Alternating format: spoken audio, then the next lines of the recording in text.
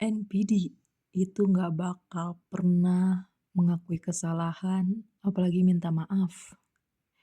Jadi pengalaman aku nih ya, mmm, dia mantan aku ini kan sering ngancem cerai cerai cerai. Aku jawablah, "Oke," gitu. Nah, tiba-tiba aku ya emang beneran mau gitu, iya gitu. Tapi itu lagi kondisinya lokasinya lagi di rumah mertua. Mertuaku juga NPD.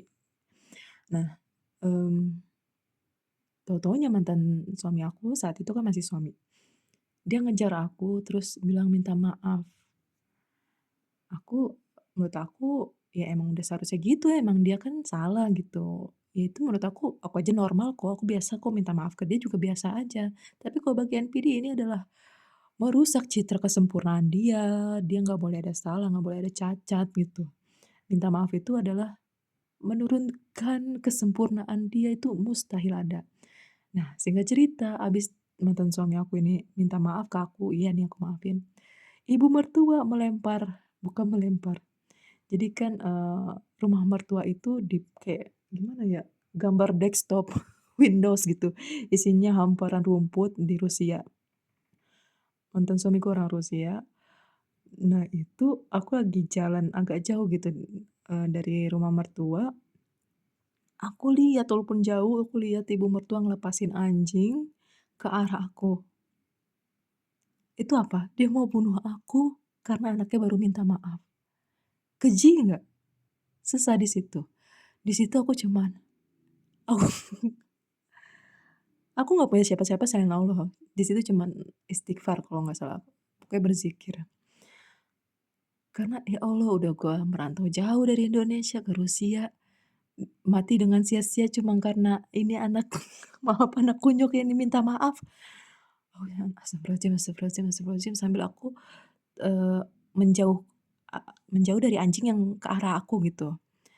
Tapi aku diam, tahu-tahu ada kayak perempuan yang mendampingi anjing itu, dan anjing itu jadinya nggak ke arah aku, belok gitu. Aku bilang, "Alhamdulillah."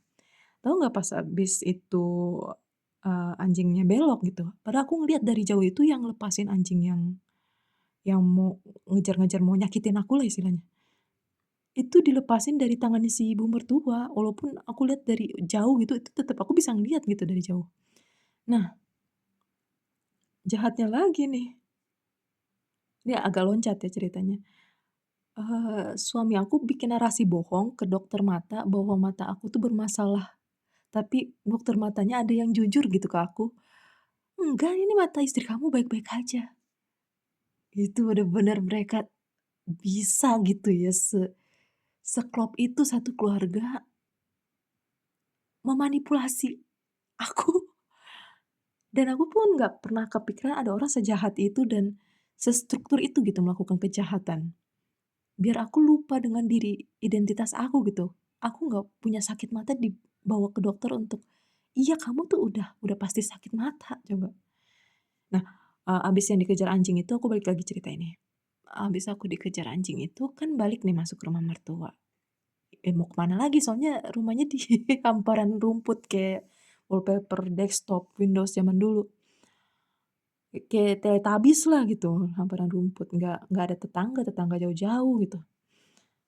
Eee, Masuk ke rumah mertua, ibu mertua nyambut nih kayak gini, "Mainnya jangan jauh-jauh," pakai bahasa Rusia.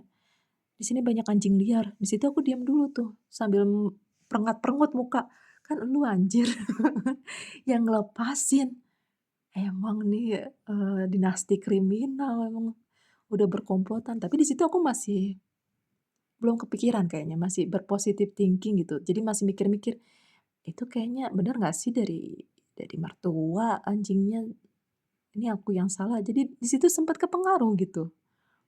Aku yang penglihatannya salah, apa benar, jadi aku meragukan kebenaran diri aku gitu. Tapi setelah cerai ini, setelah pisah baru, astagfirullahaladzim, semua kecurigaan aku ternyata fakta semua. Jadinya aku, ya udah akhirnya setelah pisah ini aku kayak journaling. Oh berarti yang begini begini, oh yang begini begini. Kecurigaan aku ini ternyata fakta, semua kecurigaan aku fakta. Kayak boom, Selama ini aku tidak mendengar suara hati aku tidak membenarkan logika aku, padahal udah jelas mata, kepala, kaki, pundak, lutut kaki, telinga, semua panca indera aku tuh melihat fakta, tapi karena diputer-puter dengan kejahatan manipulasi keluarga NPD, aku meragukan diri aku sendiri. Makanya tameng terakhir melawan NPD adalah kamu membenarkan diri sendiri, panca indera kamu diaktifin semua, dan kamu memvalidasi diri kamu sendiri, itu doang gitu, yang mengamankan. Melindungi diri kamu, karena ampun dah sama NPD itu. Dulu aku pernah dengar istilah kayak gini, kebaikan yang nggak terstruktur, kebaikan yang tidak terorganisir akan kalah dengan kejahatan yang terorganisir. Ternyata makna ini tuh kejahatan terorganisir, itu otak NPD gitu.